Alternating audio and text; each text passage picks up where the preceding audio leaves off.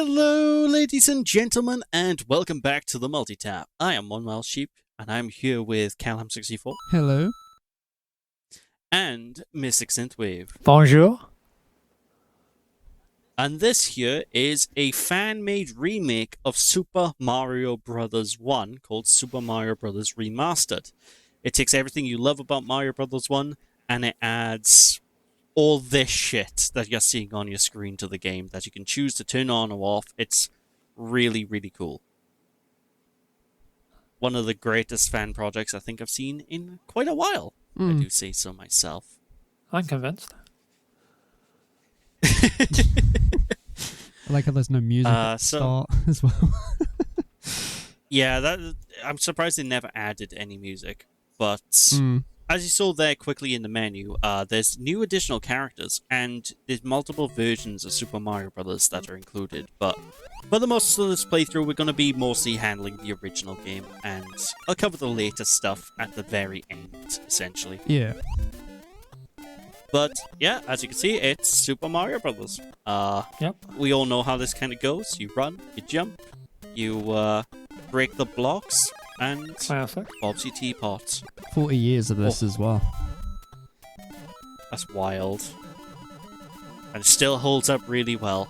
Maybe not visually, but in terms of just the gameplay, it's like... Never gets old. Oh. Yeah. It doesn't. It's actually surprisingly... I've always found this game surprisingly difficult as well. Mostly because I have a bad habit where I hold the run button constantly when I'm playing. And it screws me over so much. Yeah. It's only recently I've learned I can let go of it. You can let go of run, and you will have an easier time. But yeah, what are your guys' thoughts on Mario Brothers 1? How much of this have you played, if at all? John, do you want to start now? Yeah, sure. So I saw this first off, I think, over when I went over a friend's house and they were playing it. And then later on, I first encountered playing this myself with my family bought a handheld controller. So it's just a little dial in the middle, kind of like a GameCube controller, I guess you could say. Okay. And then it had I think it had a slot on the top, and then composite cables, and then it would play up to 300, 400 games. And this was one of them. It's a very unique device, and then I just played a lot of this. Didn't do very well. Never really completed it, but it's always a fun playing it. Yeah. Ah, lovely. That's pretty cool.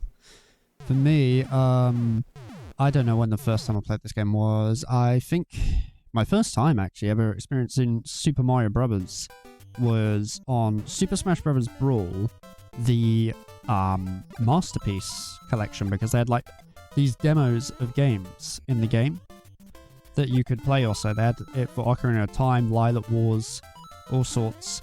I think that was my first exposure to this, but I didn't get to play it properly until the 3DS, because they had the 3DS Ambassador program that was in September of 2011. That was my first proper exposure to Super Mario Bros. Oh wow, that's wild. Yeah, so I never played it on the original NES or the All-Stars versions or anything like that, so, you know. Oh, brilliant. For me, I couldn't tell you how old I was. I was very, very young. But I did have a hand-me-down NES that I think was originally my uncle's. And basically I just played it a little bit and lost my temper so much I believe that. when I was playing that. Yeah. I just kind of put it down for years on end. A bit later on, I think I ended up playing this and completing it for the first time through the remake on Super Nintendo, which does change a couple of things. It makes it a little bit easier in terms of having a save feature and whatnot. Yeah. But otherwise, the remake's solid. And one of the cool things that actually leads me into a perfect segue about this remake itself is it allows you to change the game assets. So you can download asset packs that are community made. and you can actually change the look and feel of the entire game. So, if you wanted to play this version of Mario Bros. 1, but have the visuals from the Super Nintendo version, you can actually do it, and it's quite easy to do as well. It's basically just drag and drop the folder, I believe. And it's a really cool feature. I don't really show it off here, but I know it exists. Yeah. And, I think a lot of really cool community content kind of came out and about for that. For example, I think there's some sprite swaps as well. You haven't seen the Super Nintendo No, like version? all these modded files you're talking about. I'll have to have a look where you can find them. There's probably Sounds a forum out there interesting. some way. Let's have a look. Super Mario Brothers Remastered. Assets. The only thing I've done with this there you go, is resource test packs. it. I haven't really properly looked into it. It's definitely worth a playthrough at least, because honestly, this is now my favorite way to play Mario Bros. 1. Because it feels identical, in terms of the physics, in terms of the controls, it is exactly the same as the NES game. Yeah. It's got some convenient tools as well, so... Yeah, it's super handy. And, just the fact I can play as Luigi on a whim or any other character on a whim, that also makes me a happy bunny, because Luigi's my main guy. I love it when I can play as Luigi in these games. What I don't love is these water levels. Oh. Even in the widescreen, where you can see way more of the game also. I keep saying they are easier when you can see more. Yeah, they are easier, but even then, I just find them awkward, because the way that you kind of swim, I don't know, I find it hard to get a handle on the physics. I seem to always either swim higher than swim up faster than I was expecting, or slower than I was expecting. Yeah. I just can't get a handle of it. Oh. Certainly doable, but my least favorite part of the game by far. Love the music. Absolutely adore the music. Yeah, I've noticed the music in that is different in this compared to the NES one. Well, particularly on this level here. Yeah, some levels have unique songs. I think because in the original NES game, you had quite literally just the Mario theme, and that was it for most of the game. Yeah.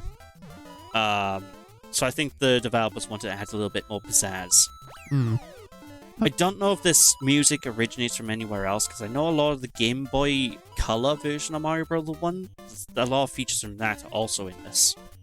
Oh, yeah. So I don't know if this music might have been taken from that. It's entirely possible. You're on about Super Mario Bros. Deluxe, right?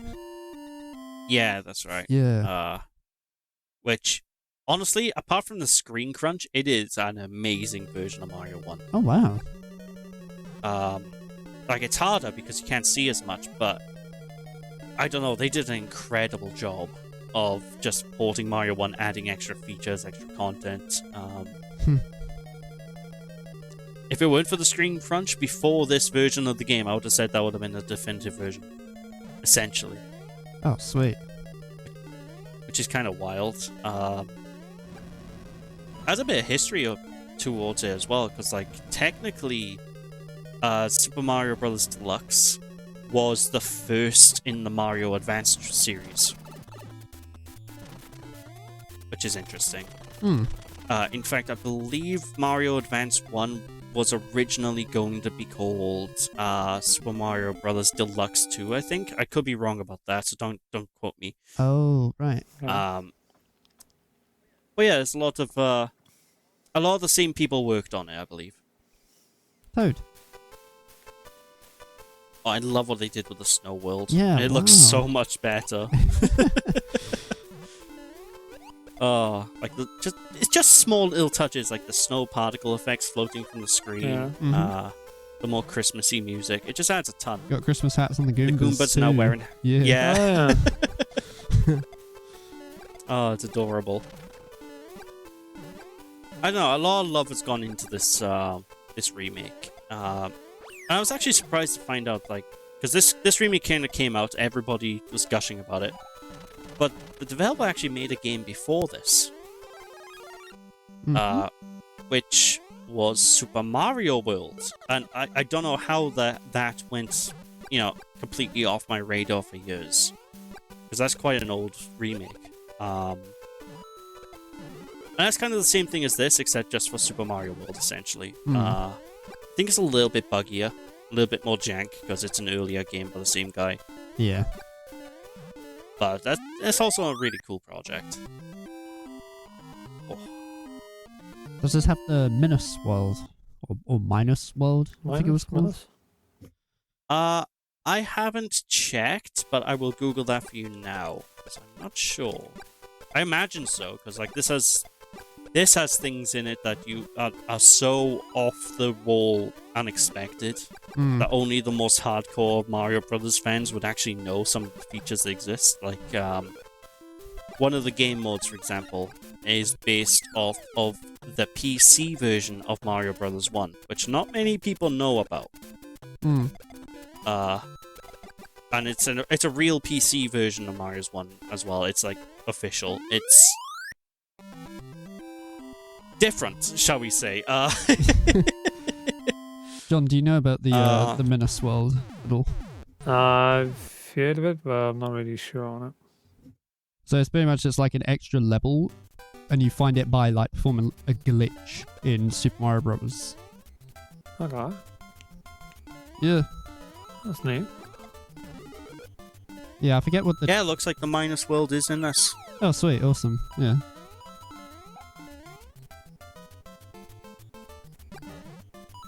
Oh.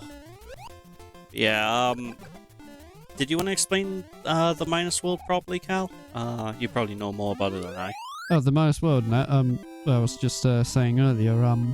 Yeah, it was like an extra level created by a glitch that you did in Super Mario Bros. So, yeah, you have to do it where it triggers like an oversight in the game with its level transition system. I'm not fully educated on the Minus World. It's just I know that it exists and I knew it was a glitch. So I've just, I've looked up just to get more information about it, just so I don't look like an idiot. But, yeah. You haven't been in it then? Sorry? You haven't actually been in it? No, I haven't been in it, but I remember hearing about it and stuff, and I've seen footage of it. I have been in the Minus World, and I don't know how I did it. Oh, right. Like, I think it was actually one of the cartridge, one of the pins on the cartridge was a little bit dirty. So I think that just caused it to not load the next levels properly. So it kind of just glitched it into the Minus World on my hardware. Oh, you did, I was very confused. You did like a... they call that cartridge tilting or something, don't they? Well, it wasn't even intentional, that's the thing. So, like, I don't know how I did it. But yeah, cartridge tilting is the term, because, like, if you... It's not so much a case on the original NES, unless you have a top box NES. But on cartridge games, you can wiggle the connector and wiggle the cartridge, and you can cause some weird things to happen. Yeah. Like, I used to use it, actually, because I didn't know the cheat code for Sonic 3D back in the day to unlock the level select, and I actually used to do it to get the level select, because that game is programmed that if the game would crash for any reason, it would take you to a level select. What a backup. That's one way to do it. Yeah. It's actually genius. Like, the director of the game was talking about it, and he said the main reason he did that is because Sega's certification process was really strict. So, as a result, they had to do it basically just to make sure that it got certified. Oh, 1 sec. Oh,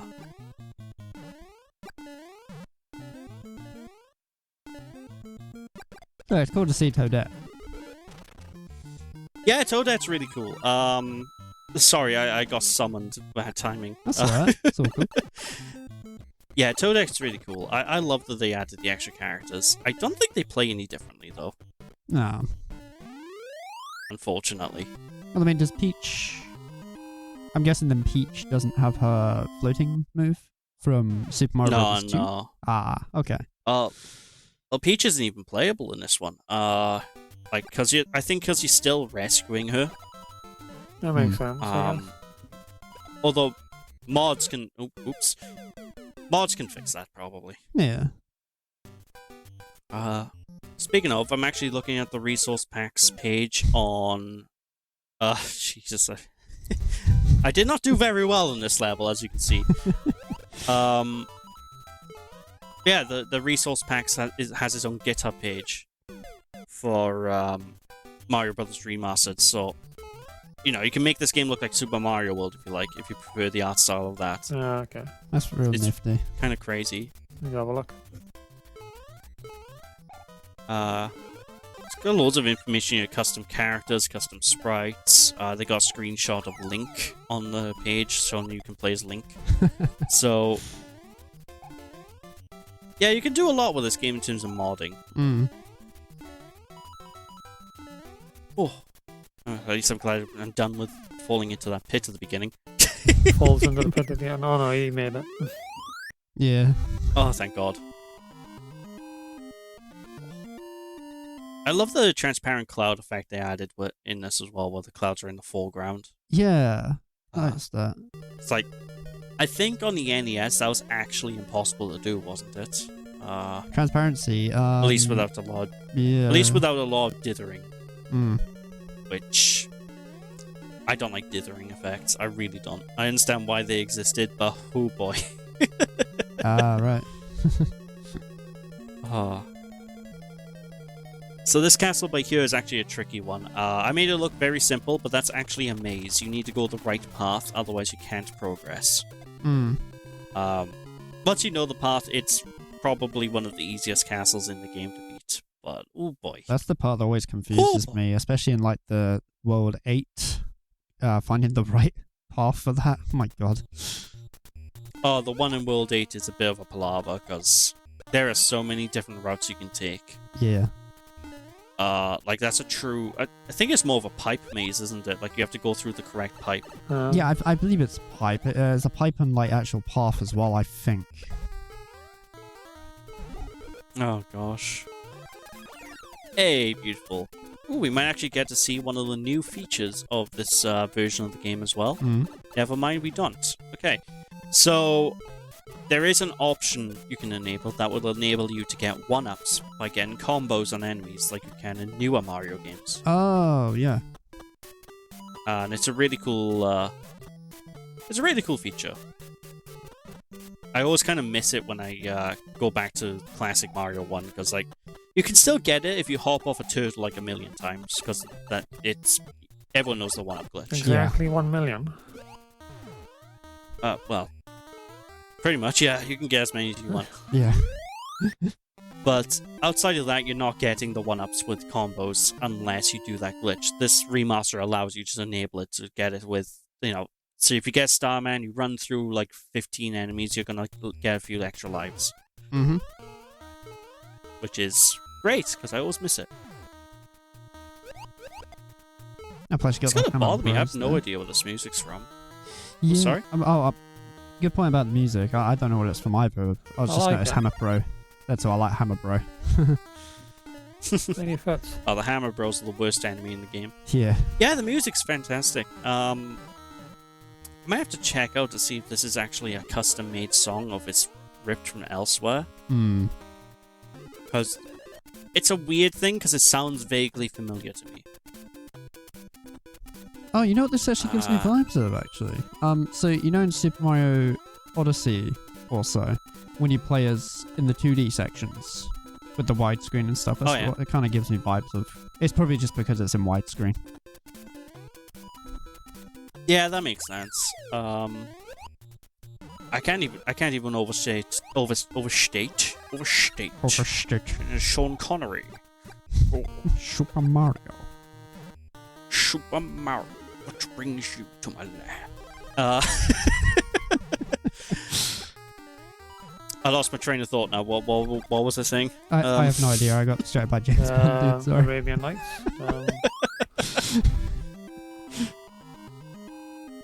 Oh, I don't know. It's gone now. Damn you, Sean Connery. Yeah, I love the way it all fits. I love this type of Arabian music as well, which has now vanished. But yeah, again, like this remaster, like at its core, it is just Mario Brothers 1, but there's all these tiny little touches, and they all add up. In my opinion. Quality of life is what I'd say. Yeah, exactly.